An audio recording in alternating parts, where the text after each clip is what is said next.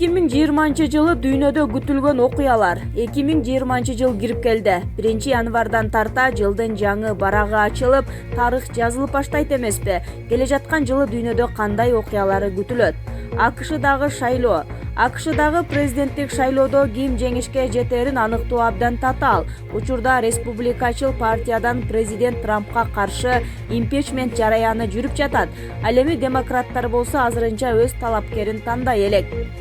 Президенттик шайлоонун алдында АКШда 3-ноябрда Сенатка шайлоо болот. Кошмо Штаттарында Сенатты башкаруу абдан маанилүү. Себеби Сенат мыйзамдык өзгөрүүлөр, бюджеттик маселелер сыяктуу маанилүү чечимдерди кабыл алат. Учурда Сенаттагы 100 орундун 53 республикачылар ээлейт. Өкүлдөр палатасында болсо демократтар көпчүлүктү түзөт. Президенттик шайлоодо Трамп жеңип чыгып, Сенатта партиясы утулуп калса, ал өзүнүн саясатын жүргүзө албай калышы ыктымал.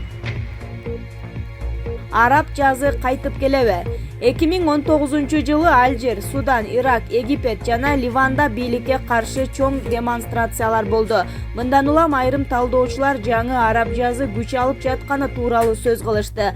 Араб жазы термини 2011 жылы кабыл алынган. Анда араб өлкөлөрүндө нааразычылык акциялар болуп бийлик алмашкан.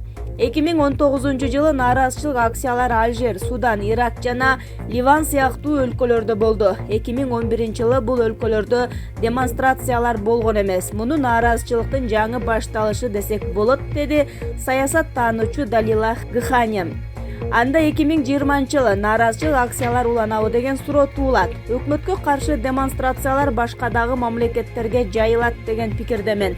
2011 жылга салыштырмалуу азыркы нааразычылык акциялар экономикалык көйгөйлөрдөн улам тутанды. Жумуссуздук, карыздардын жогорулаганы элди көчөгө чыгарды. 2011 жылы нааразычылык акциялар намыстан улам чыкса, азыр демонстранттар ачкачылыктан улам көчөгө топтолду, дейт изилдөөчү Исхак Диван. Башка планетадагы изилдөөлөр. Ааламда көп планеталар бар экени чоң деле жаңылык эмес. 1990 жылдардан бери 4000 жаңы планета табылган. Бирок 18 декабрда ишин баштайт делген Чейос космостук телескоп 3 жылдын ичинде 400-500 планетаны дыкат изилдемекчи.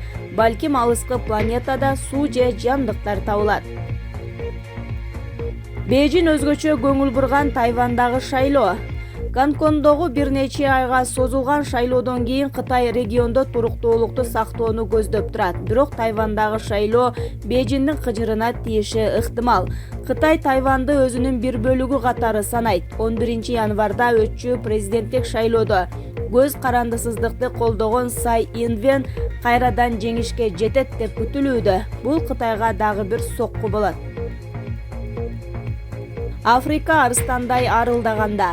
2019 жылы май айында дүйнөдөгү эң чоң эркин соода келишими күчүнө кирди. Африка континентинин эркин соода аймагына 54 мамлекет кирет. Бул келишим 2020 жылы жемишин бере баштайт деген жоромолдор бар. Айталы Африка мамлекеттери ортосундагы соода 20% жогорулап, ал эми Азия мамлекеттери менен соода 59%, Европа региону менен соода 69% өсмөкчү. Эркин соода келишими бажы төлөмдөрдү кыскартат же толугу менен жок кылат. Товар жүгүртүүдө жеңилдиктер болот. Чыныгы эркин соода бүт салыктарды, соода тармагындагы тоскоолдуктарды жок кылат. Ошондой эле импортко болгон квоталар дагы жоюлат. Мындай абалда атаандаштык күчөп, товарлардын баасы төмөндөйт жана сапаты жогорулайт деп айтылууда. Токиодогу Олимпиада оюндары. Олимпиада оюндарында жаш спортчулар жаңылыктардын баш сабына чыккан учурлар көп катталган. 1936 жылы америкалык суучул Маржори Гестринг Берлин оюндарында 13 жашында эле алтын медаль тагынган. 11 жаштагы британиялык Скай Браун рекордту жаңыртууну көздөп турат. Ал Олимпиада оюндарына жолдомо утуп алды жана скейтборд боюнча дүйнөлүк чемпионатта коло медаль алды. Токиодогу Олимпиада оюндары 24 июльдан 9 августка чейин болот. Кыргызстандык Айсулуу Тыныбекова 2019 жылы дүйнөлүк чемпион наамын алды.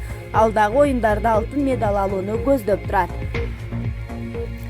Климат жана Грета таасири. Климаттын өзгөрүүсү жер планетасынын бардык аймактарына таасир этүүдө. 2019 жылы климат маселесине байланыштуу жүрүштөр Лондон шаарынан баштап Лагос, Майами жана Мексика сыяктуу ири шаарларда болду. 2019-жылы климат маселесине дүйнөлүк коомчулуктун көңүлүн бургандардын алдыңкы сабында 16 жаштагы швейцариялык окуучу Грета Тунберг турду. Гретанын чакырыгын жактап миллиондогон кишилер нааразычылык акцияларына катышты. Грета саякаттоону жактыргандарга учак эмес, темир жолдорун пайдаланууга чакырып келет. Жаш активист климатты ойлоп, учакка отуруунун ордуна Нью-Йорк шаарына кеме менен барып, Бириккен Улуттар уюмунда сөз сүйлөгөн. Албетте, учак менен саякаттоо тез жана ыңгайлуу болгондуктан элдин баары учактан баш тартат деп айтуу болбойт. Бирок талдоочулар 2020-жылы шашпай саякаттоо ыкмасы кеңири колдонулат деп жоромолдошууда. 5 миллиард киши интернет колдонобу? Интернет колдонуучулардын саны жылдан жылга өсүп жатат. 2020-жылы интернет колдонуучулардын саны 5 миллионго жетет деп жоромолдонууда. 2019-жылы интернет колдонуучулардын саны 367 миллионго өстү. Дүйнө калкынын 57%-ында интернет байланышы бар. Америкалык серепчи Иран менен АКШны Путин гана эсине келтире алат. АКШнын ирандык генерал Касем Сулейманини жок кылышы Ирандын жакынкы чыгышта таасирин гана күчөтөт. Ал эми жаңжалдашкан эки тарапты эсине келтире турчу адам Россиянын лидери Владимир Путин болушу мүмкүн. Бул тууралуу РИА Новостиге Вашингтондогу Атлантика кеңешинин эксперти Барбара Славин билдирди. Пентагон АКШ Багдадтагы аба майданда Иран бийлигине караштуу атайын даярдыктагы Кудус бөлүгүн баштаган Касем Сулейманиге каршы операция жүргүзгөнүн тастыктаган. Каза болгондордун арасында Сулейманиден тышкары кошуундун орун басары Абу Мафти Ал-Мухандис менен дагы 4 офицер болгон. Ал-Мухандисти АКШнын мамлекеттик катчысы Майк Помпео 31 декабрда Багдадтагы Американын элчилигиндеги кол салууга күнөөлөгөн. Ирандын жогорку лидери Али Хамени менен президенти Хасан Рухани генералдын өлүмү үчүн өч алууну убадалаган. Бул өлтүрүү региондордо Ирандын таасирин азайтпайт, тескерисинче арттырат. Мындай беделдүү ирандыктын өлүмүнөн кийин АКШлыктар Ирактан чыгып калышы мүмкүн. Себеби АКШ ислам мамлекети террордук уюму менен күрөшүү үчүн Иракта болуп, аларды каршылык көрсөтүүгө үйрөтүшү керек деген келишим бузулуп жатат. Өлкө америкалык ишкерлер үчүн өтө кооптуу болуп калды деген Атлантика кеңешинде Ирандык кеңештин келечеги программасын башкарган Славин. Анын пикиринде АКШ менен Ирандын ортосундагы ири согуштун болушу Ирандын Сулейманинин өлүмүнө жооп кайтарганына жана ага АКШ президенти Дональд Трамптын үн катышына жараша болот. Дональд Трамп менен ирандыктарды эсине келтире турган жалгыз Владимир Путин болсо керек. Бирок Россия менен Кытай АКШнын акылга сыйбаган аракеттеринен упай топтоп жатат. Эми эки мамлекет кол куушуруп башаламандыкка көз салып гана турса керек, деди Славин. Ал белгилегендей, эми Иран качан жана каерден АКШга сокку урууну кылдаттык менен тандайт. Ирандын дүйнөдө көптөгөн өнөктөштөрү болгондуктан алар кол салууга жардам бериши ыктымал. Эксперт ошондой эле АКШнын Иран менен болгон өзөктүк курал боюнча келишимине доо кетерин кошумчалаган. Трамп Иранга каршы аракеттерге даяр экендигин билдирди. АКШ президенти Дональд Трамп ирандык генерал Касем Сулейманинин өлтүрүлүшүнөн кийин Иранга каршы аракеттерге даяр экендигин билдирди. Бул тууралуу РИА Новости жазды.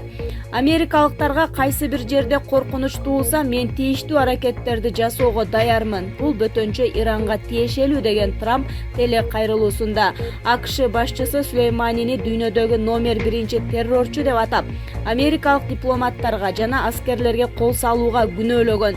Ал Вашингтон ирандык генералды өлтүрүү менен согушту токтотууга аракет кылганын билдирген. Ошол эле учурда Трамп АКШ Ирандын бийлигин алмаштырууну көздөбөгөнүн белгилеген. Эмнени ойлондуң? Путиндин телефон чалганын айтпай койгон генерал Трамптан тил укту. АКШ президенти Дональд Трамп 2017-жылы Россия лидери Владимир Путиндин чалганын ага айтпай коюшкан үчүн Пентагондун чалгындоо башкармалыгынын жетекчиси Майкл Флинн менен Ак үйдүн атка минерлерин катуу урушкан. Бул тууралуу америкалык журналист Питер Бергендин Трамп жана анын генералдары аттуу жаңы китебинде жазылганын чет элдик басылмалар жарыялады. Журналист бергендин жазгандарына караганда 2017 жылы 27 январда Трамп шайлоодон утуп, Улуу Британиянын премьер-министри Тереза Мэй менен Ак үйдө түшкү тамакта отурган. Тереза Мэй Путин чалдыбы деп сураганда Трамп жок деген таризде башын чайкап койгон. Ошол учурда Флинн ага ийилип, орус лидери бир нече күн мурда чалганын айткан. Флинндин жообуна ачуусу келген Трамп аны жана башка резиденциянын атка минерлерин урушкан. Эмне тамашалап жатасыңбы? Владимир Путин мага чалууга аракет кылса, сен мага телефонду бербей койдуңбу? Эмнен ойлондуң деп китепте Трамптын сөздөрү келтирилген. Флинн актанууга аракет кылып, Ак үйгө акыркы күндөрү көп чалуу болгонун билдирген. Бирок Трамп анын актануусун уккусу да келген эмес. АКШ башчысы Путинди АКШны жок кылууга күчү жете турган жер жүзүндөгү жападан жалгыз адам деп атаган. Путин менен Трамп биринчи жолу телефон аркылуу 2016 жылдын ноябрь айында сүйлөшкөн. Анда эки лидер АКШ менен Россиянын алакасын бекемдөө боюнча биргелешип иштөө тууралуу кеп кылышкан. Орус жана АКШ лидерлери алгачкы ирет 2017 жылдын 7-июлунда Германиядагы саммитте жолугушкан. Отставкадагы генерал-лейтенант Майкл Флинн 2017 жылдын 20 январынан 13 февралына чейин өлкө башчынын улуттук коопсуздук боюнча кеңешчиси болгон.